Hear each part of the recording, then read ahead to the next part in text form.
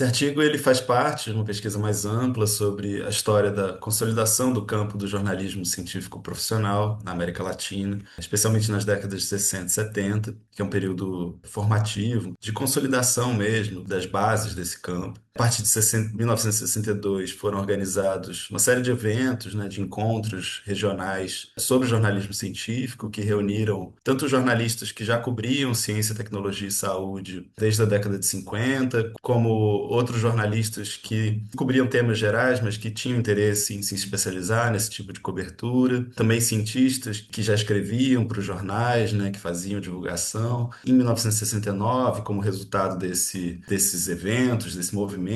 foi criada a Associação Ibero-Americana de Jornalismo Científico, que reunia, né, esses atores com o objetivo de desenvolver esse campo, né? E uma questão que a gente tinha era entender melhor quem foram esses jornalistas que estavam se organizando ali nesse período das décadas de 60 e 70 e construindo essas bases desse campo do jornalismo científico profissional na América Latina. A pesquisa ela nasce do acesso ao arquivo pessoal do Manuel Calvo Hernando, que é um jornalista espanhol que foi secretário-geral da associação durante muitos anos. Ele foi uma figura muito influente na América Latina, deu muitos cursos, palestras, publicou uma série de livros e artigos. Ele reunia muito esses jornalistas, trocava cartas com eles, então ele foi uma figura muito central nesse processo. Então, assim, buscando entender quem foram, né, esses jornalistas, a gente optou por realizar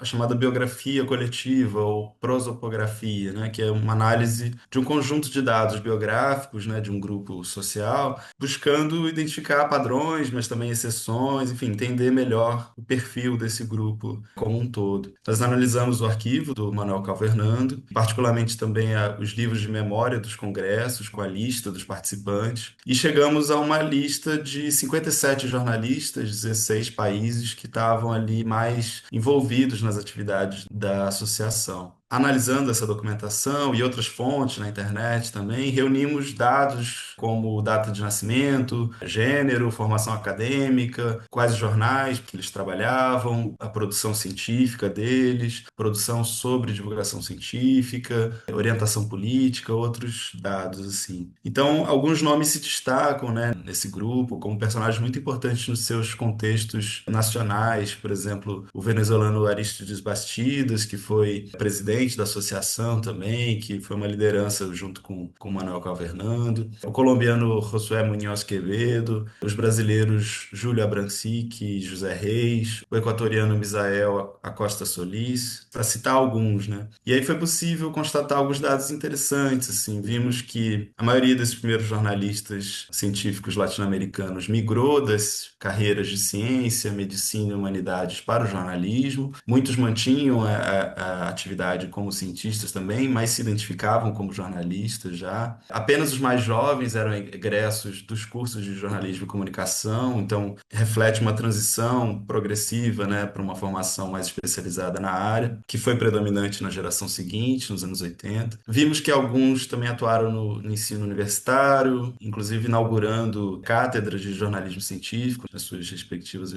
universidades. Alguns produziram material teórico sobre jornalismo científico e divulgação científica. E vimos que o grupo era composto majoritariamente por homens, né, refletindo esse predomínio masculino, tanto no jornalismo quanto na ciência, mas que ao longo do tempo os congressos da associação passaram a contar com uma participação crescente de mulheres, também refletindo um processo de feminização do campo. E são alguns dados assim que avançam no entendimento sobre quem foi e o que defendia essa geração de pioneiros do jornalismo científico na América Latina e que nos ajudam a levantar novas questões.